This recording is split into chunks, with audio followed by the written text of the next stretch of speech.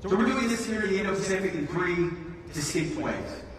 And forgive me as I go into a little bit of detail. First, by improving our forward force posture. Second, by helping allies and partners strengthen their defense capabilities. And third, by rebuilding defense industrial bases. So first, the Defense Department is prioritizing forward posture, combat credible forces in the Western Pacific to deter by denial along the first and second island chains. In my first trip to the Indo-Pacific in March, I traveled to the Philippines to meet with President Marcos and Secretary of National Defense Teodoro. While there, we announced our commitment to deploy more advanced U.S. military capabilities to the Philippines.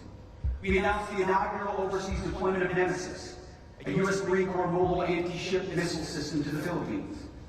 The 3rd Marine Littoral Regiment, one of the U.S. military's most capable and lethal formations, exercised Nemesis along with our Philippine allies.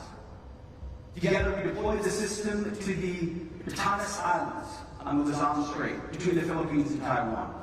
This enhanced our interoperability and improved our readiness on cutting-edge platforms, where we need them and when we need them.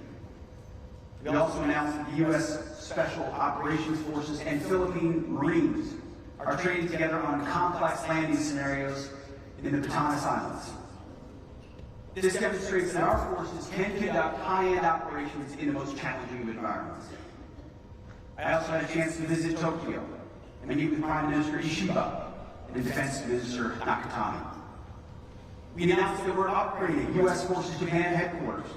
This is about warfighting and deterrence, as well as common sense. Upgrading USFJ demonstrates the significant work of the U.S.-Japan alliance as it evolves to emerging threats.